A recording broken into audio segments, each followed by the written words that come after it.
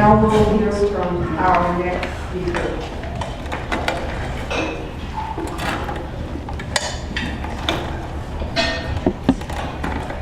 Good afternoon, everyone. It's nice to see you. Good to see so many friendly faces. My name is Beccaro, and I'm running for the United States Senate. I live up in Northern California, although I've visited 54 of the 58 counties and have a pretty good understanding, I think, of some of the difficulties that Californians are facing. I'm running for the United States Senate because I think we should give voters a choice.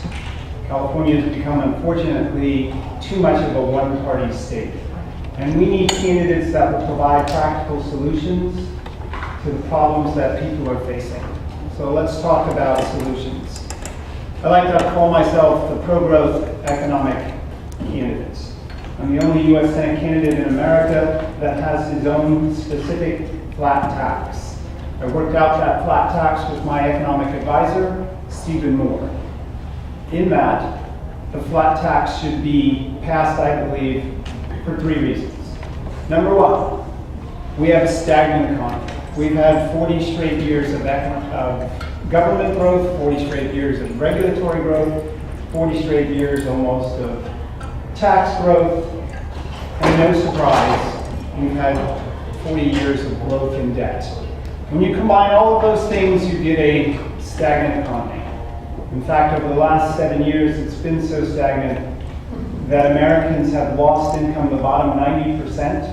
That's actually lost $1,600 a year in income. That's not good. And when you get a stagnant economy, what do you get? You get politicians who come along and want to redistribute. They have a fixed pie, and they want to blame one sector of society for the problems caused or suffered by others, and then they want to redistribute it. That's bad.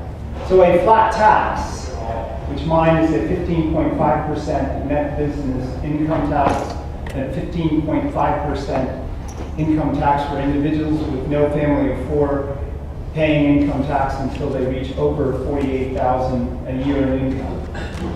So there are 3 good reasons for this flat tax. Number one, it will be an economic boom for the country. We've had 4 significant tax reductions in American history, once in the early 20s, once in the 60s, once in the 80s, and once just over a decade ago. And all 4 times, there were naysayers who said it wouldn't help the economy, it would only help the well-to-do, and they said it would result in less income or less federal taxes.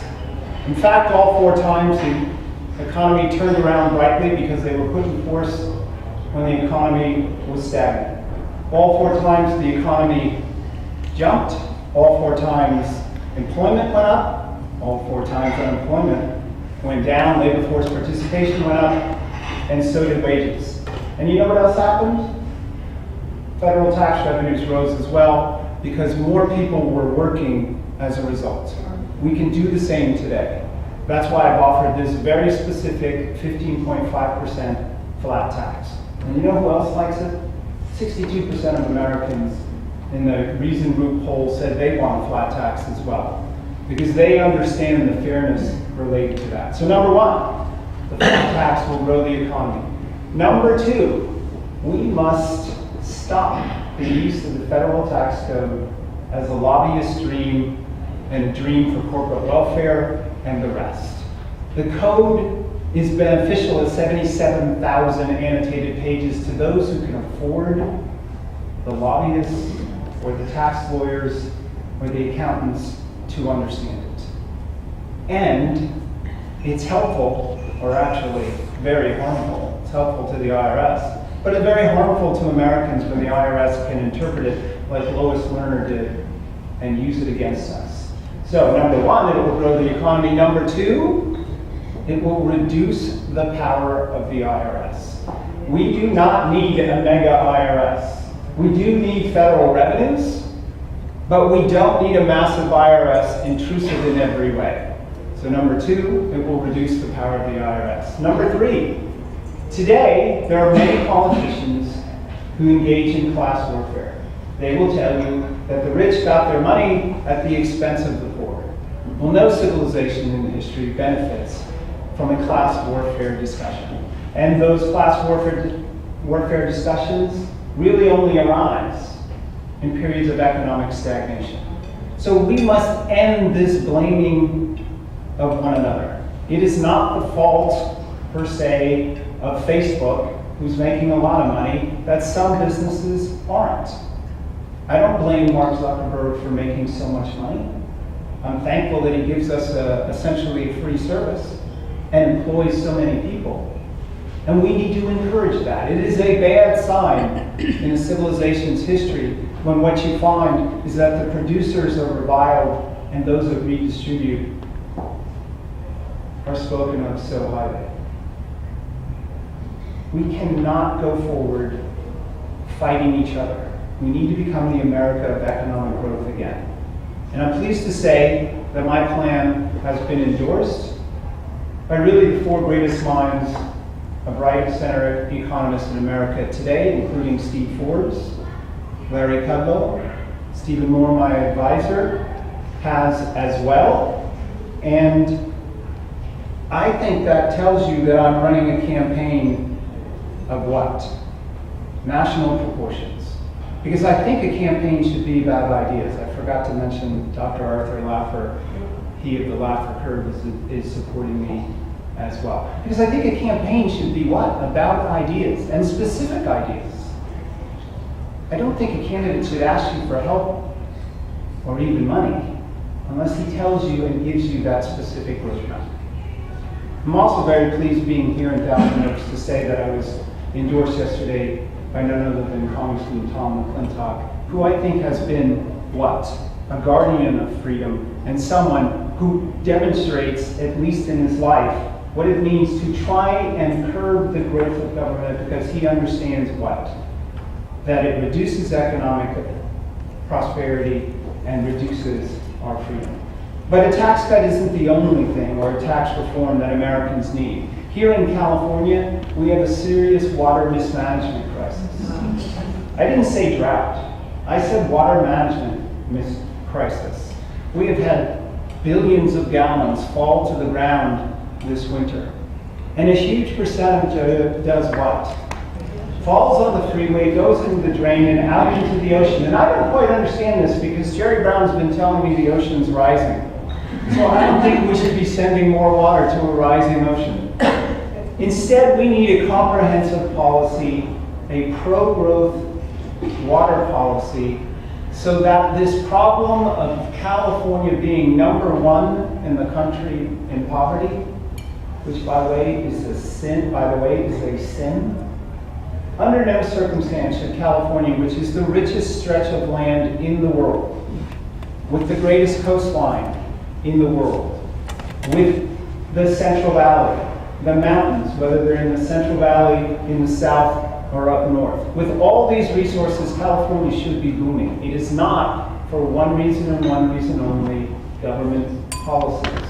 We need a pro-growth water policy. And what does that mean? That means we need a greater supply of water. How do we achieve that? Many ways, given the size of California. That includes more desalination plants, like the one opening in Carlsbad. It means reservoirs should be put up on time instead of waiting 30 years like the Sites River Valley up in the Sacramento area. That is wrong. It also means that the municipal pipes, which leak the most water of any industry, homes, ag, in California, we need to fix those. 16% of the water use in this state is said by the EPA or around the country to leak out of old municipal pipes. But there's no program to fix that.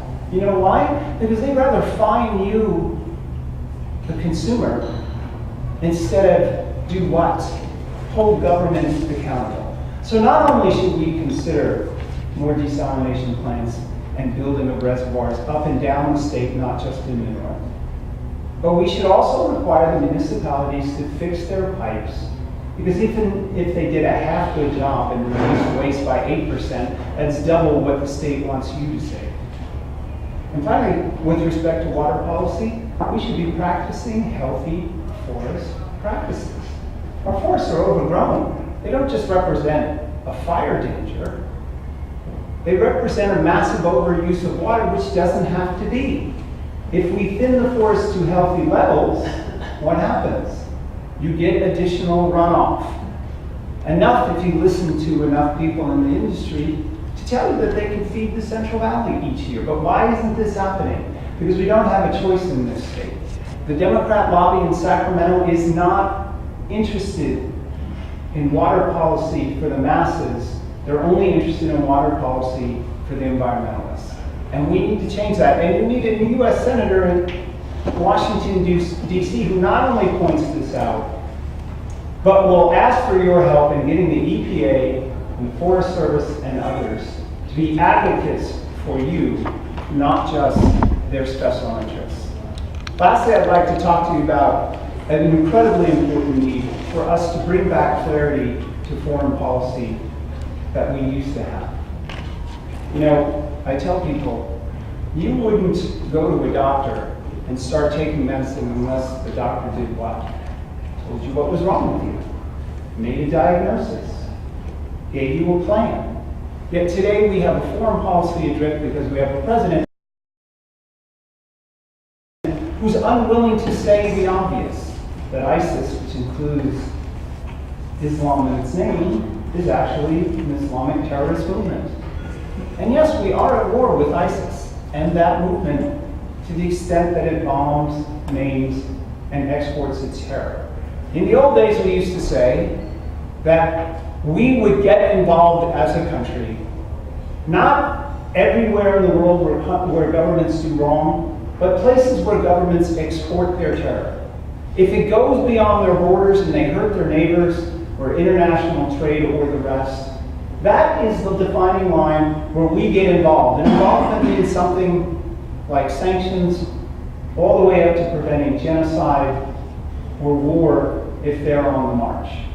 But without moral clarity, remember Nathan Sharansky said of Ronald Reagan's statement, then president, that the Soviet Union was the evil empire, that was the beginning, not only of hope for them, but that the world tide would change because Reagan spoke clearly as to who they were and who we are. We need that moral clarity, plus we have to bring our moral clarity to our mission in the world so our friends know where we stand, and just as importantly, our enemies know where we stand. When you have that clarity, then people can rely on you. Now that doesn't mean we need to go to war everywhere, but if in the Middle East we define our goals, then it's easier for Jordan to understand where we are. And when Jordan asks for material as it fights the fight that we needed to fight, we should help our allies. The Kurds never should have waited 3.5 years to get their request. But when the United States doesn't help its friends, what does that say to the rest of our friends and to our enemies, and especially Israel? We cannot let Israel be overrun in the Middle East for what it will say for our belief in democracy, our belief in our allies, and Israel's special place of being on the forefront of the rise of those Islamic terrorist ambitions. So I'm running for U.S. Senate because I'm running for ideas. We need to achieve these ideas. You know, 20 years ago when Steve Forbes spoke about a flat tax, people thought it was interesting, but it didn't go far enough. Years ago when John McCain said he wanted to run for president, I warned people that he's not big on economics, and I wasn't making it up. It was his own statement. He point blank said it's not his best suit. And tax reform and economic reform went nowhere.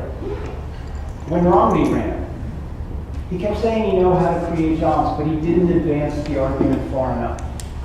Today, every Republican aspirant, including those that have stepped aside for now, all of them want reform. All of them had some species of a flatter tax. That tells you how far this has come. And it is now time for America in 2017 to have a flat tax. It is achievable, but all of us need to be involved in this achievement. because we need to talk to others about the need for economic growth. We need to talk to your neighbors and let them understand that it's not their overuse of water that's causing the problem, it's government policy. When we come together, even in this state, sometimes they ask Tom, it's too difficult statewide to do this sort of thing. And I said, well, I think we should think back to 1978, when someone a little bit older than me, Howard Jarvis, came along. And Howard Jarvis did what? In the end, he changed America. But how did he do it? Because remember, this is before Al Gore created the internet. This is before the cell phone. Back then, you just had the phone. And you know who wasn't supporting him? The Democrats in Sacramento weren't supporting him, but neither were the Republicans. So how did he achieve tax reform here? And how did he help Ronald Reagan become president? Person by person, idea by idea. Water in California is the Prop 13 of our generation. The flat tax is something that Reagan, years on, would applaud. But it's not just for our party. It is for producing economic prosperity around the country. I hope you join me in this.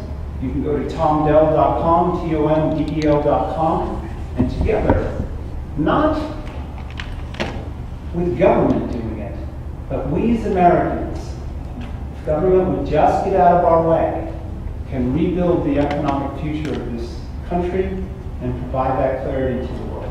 Thank you very much.